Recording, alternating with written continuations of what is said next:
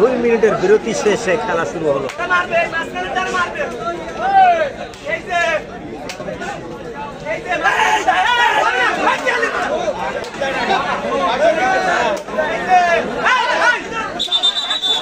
পতন করে গেলেন একজনকে, একটি পয়েন্টের পতন হলো বিজিএম দলের। হাতে একজন খেলোয়াড় এই অবস্থায় বাংলাদেশ ফায়ার সার্ভিসের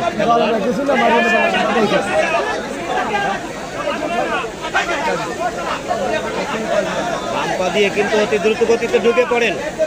দেখছি একটা অঘটন ঘটতে পারে, কিন্তু ট্যাকেল হতে হয়েছে ওই আশরাফুল এবং রাশেদের দুই ফেভারিট কর্নারের হাতে। তিনজন খেলোয়াড় অবশিষ্ট বিজিএম দলে যাচ্ছে। এই অবস্থায় বাম হাতে শরীফুল রব উঠার কথা, কিন্তু এই মুহূর্তে দর্শকরা একেবারে অত্যন্ত ঠান্ডা পরিবেশে খেলা দেখছে, যদিও আসলে তারা উপভোগ করছে একটা শ্বাসরুদ্ধকর ম্যাচ এটি, কিন্তু যেহেতু পয়েন্টের ভিত্তিতে ফলাফল নির্ধারণ হবে। সময় মাত্র আর 3.5 মিনিট রয়েছে। তার মানে আসলে এটা শ্বাসরুদ্ধকর অবস্থা। শেষ মুহূর্তে কোন দলের পয়েন্ট বেশি থাকে সেই দল বিজয় লাভ করবে কিছুই বলা যায় না। এখনো যথেষ্ট সময় রয়েছে। 2-3টা খেলোয়াড়ে যদি পতন হয়ে যায় বাস্কেট 7 স্টারের, তাহলে ফলাফল ঘুরে যেতেও পারে।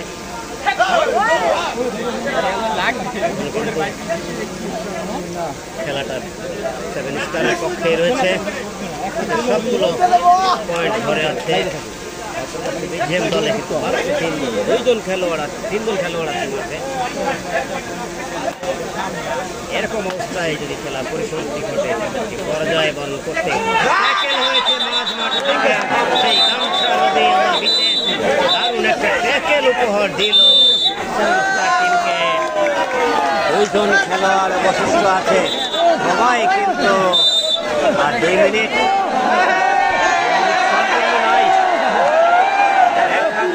বামহাতি শরীফুল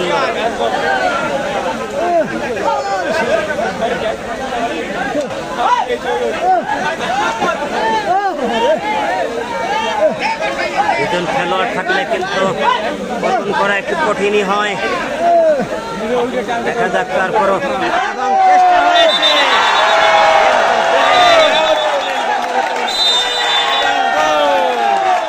আমার মনে হয় খেলার আর পরিচালনা করার প্রয়োজন হবে না।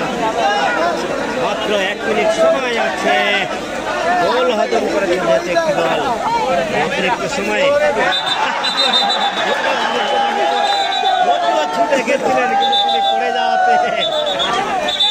যাওয়াতে ট্যাকেল হয়ে গেলেন। আমার মনে হয় এটি হবে শেষ আক্রমণ। ভাই একটু ডাইনে বিমানি বল, শেষবারের মতো আক্রমণে রেডি করতে পারি। খেলাটা কিন্তু আসলেই ফলাফল যাই হোক, আজকের এই কাউখালীবাসী কিন্তু একটা হাড্ডাহাড্ডি জম্পের লড়াই উপভোগ করলো এই ম্যাচটায়। আমি জানি না পরবর্তীতে বাকি যে ম্যাচগুলো রয়েছে সেই ম্যাচগুলোতে এরকম একটা জমজমাট লড়াই হবে কি। এই ম্যাচটি যেরকম জমজমাট লড়াই হলো, আপনাদের টিম পাঠানোর জন্য প্রস্তুত। 2-3 মিনিট আছে ছিল, কিন্তু না, কেউ কাউকে কাজ করতে পারেনি, কেউ পতন হয়নি। এর ঘড়িতে কিন্তু সময় শেষ।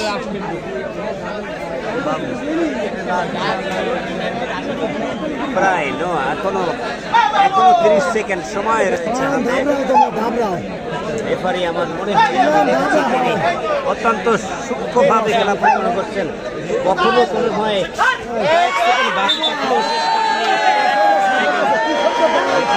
শুরু করেননি।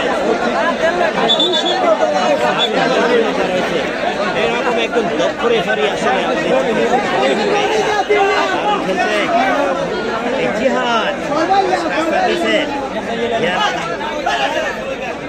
যদিও তিনি পরিচিত খেলোয়াড় নয়, তবুও তিনি যথেষ্ট পারফরমেন্স দেখিয়েছেন। টুনটুনি রানে বাড়ি দিয়ে না ভাই, তুহিনের সামনে কিছু না ভাই।